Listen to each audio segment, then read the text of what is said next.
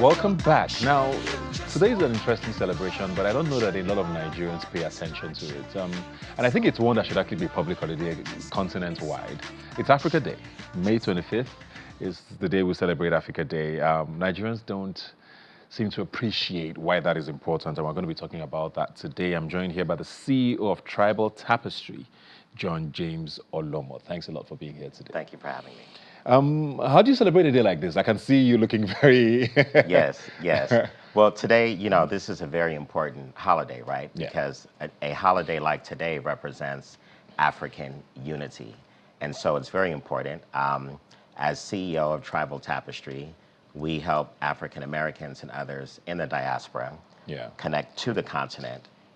We identify their tribes using their DNA. Okay. And so we are all about global African unity. We hear an accent there, so I just wanted to get a bit of a backstory about what you do and what our Tribal Tapestry means and why a day like this matters to Tribal Tapestry. So my accent does carry some backstory. For me, I was born as an African American, and it took me about 7 years to trace my roots to the Yoruba tribe of southwestern Nigeria. I found my way. Born and raised African American. Yes. Then I found my way here. In Shasha Kingdom in Alimosho here in Lagos. Oh, wow. And from there, I started initiating through rites of passage, different spiritual systems, and then eventually titled Prince of Shasha Kingdom in Alimosho, and then given the responsibility to help bring other diaspora back home. Why was it important for you to find this out? Identity is power. And it's very important because you can't fully step into your power if you don't know who you are. Your DNA carries the story of your ancestors and the power that lies in your veins and in your blood. And so once you determine who you are and where you come from, you start manifesting your life at higher levels of awareness. Yeah. Interesting. What's the response been, though, for you now, since you came back? I mean, you said it was 7 years ago? It took me 7 years. It took you 7 years. Yes. When did you get? Yes. When did you finally come? About 3 years ago. About 3 years ago. Yes. Was it your first time here? Yes. And what did it feel like? What was the reception? And do you visit often now? Are you leaving here? What's the dynamic like? My time is split almost evenly between the States and here in Nigeria. My first visit, my God, it was amazing. I got to sit in Shasha and I witnessed the Isheshe festival, and it blew me away. I was sitting there watching this festival, and it looked like you could feel infinity, because as Africans, we have done these things for just thousands and thousands of years. I could feel that watching that, and I'm back about every 3 months. I'm here in Nigeria. Yeah, nice. I mean, we know where Africans, wherever they are in the world, come from on this continent. And you find pockets of, sort of links with some communities in Brazil, for example, the Cubans as well. Yes. They still sort of have certain festivals or celebrations, smaller communities maybe in the United States as well. But generally, you don't, outside of these places, it's not the norm to have that happen. But you are doing things differently. How do you think that will translate, to people who don't care, don't see why I should bother, why should I connect? This is all I know, so I'm just going to exist in this space. Well, some people on the continent, already know where they come from. In the U.S., it's a lot different. Yeah. The struggles that people are going through in the U.S. are make them want to determine where they come from. It makes them want to know what food do we eat? What is the language that we speak? How do we dance and our tribes of descent and things like that. Even on social media these days, you see white people in the U.S. having African-themed weddings, So, and that speaks to the gentle power of African culture. Yeah. Do you find that, because I tend to see this on social media a lot, this unnecessary battles between Africans and African Americans. Yes. it gets more intense almost every day. You Uh-huh. know, there's this foundational.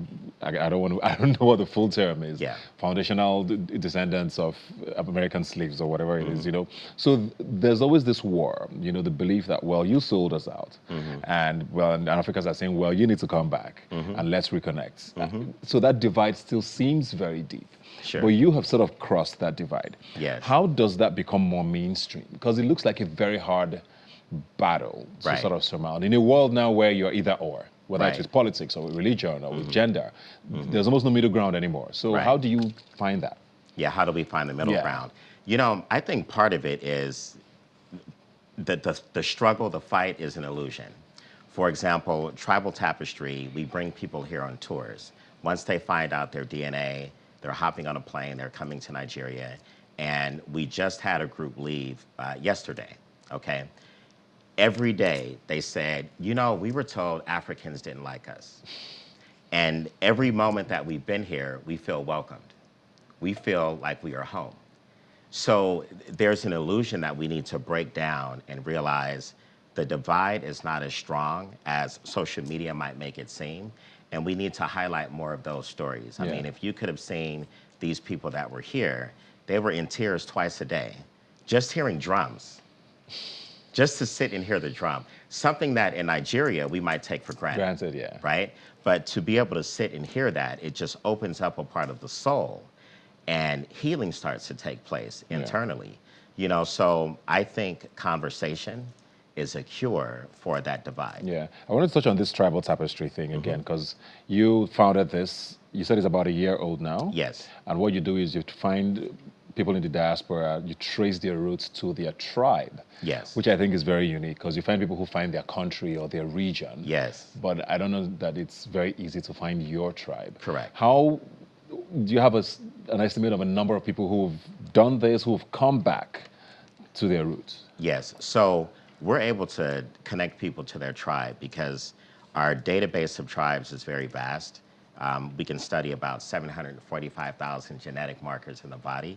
And so we're a newer company, but the interest in something like this from the US is very, very big.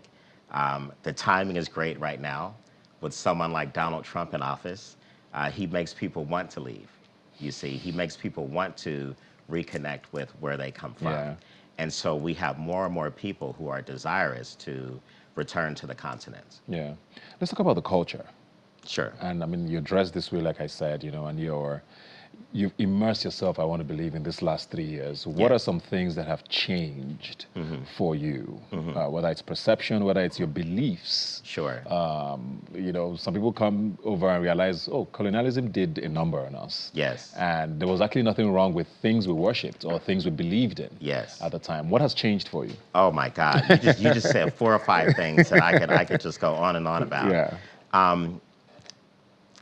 This even goes back to what you said earlier about the divide. Yeah. You know, African Americans don't know enough about colonialism, and Africans don't know enough about the transatlantic slave trade. True. And that exchange of information would do us a world of good. What has changed for me is everything, you know, absolutely everything. I'll give you an example. You know, when you awaken to what you are and where you come from, you start to walk and carry yourself differently. So one day I was in the US and I was going to an event in an area where it's kind of a redneck, kind of racist area, right? So a guy comes out of this casino and he's wearing his American traditional attire.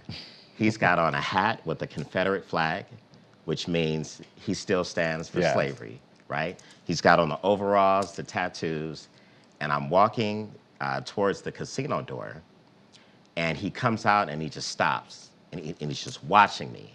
And I see him in my peripheral, but I keep going, and he starts backing up as I'm approaching the door. And I didn't know what the guy was gonna do, because he looked really racist, right? He opens the door, and he kind of bows a little bit, and I walk in. I had on a white fila, agbada, the full 9. And that day I said, I might be wearing too much. I'm in Nevada. You know, I'm going to a casino. You know, this might be, but that speaks to the power of standing inside of your own worry Yes. and just going ahead and doing it. Awesome stuff. Can I find my cousins in America? You can. You know what? You can. You can. We're actually, one of the reasons I'm here this week is next week I'm speaking at University of Ibadan, Okay. OAU the next week, and we're going to be DNA testing a lot of the young people and creating forward-facing profiles for them. This is new for us. And when we do this, we're building what we call the $1 trillion tree, which is a global African family tree, so that Africans born here can connect to their living distant relatives in the U.S. Awesome stuff. Looking forward to it. Thank you very much for your do. And Thank you. welcome to Nigeria. Thank you so much. You've been here long enough, but I mean, it's good to know that you're one of us. Thank and you. please keep spreading the gospel. I think it's very important because a lot of us take these things for granted or don't Right. take it seriously enough. And I think it's about time. And again, happy Africa Day. Thank you so much. Happy Africa Day. We're going to take another break and be right back. Please stay with us.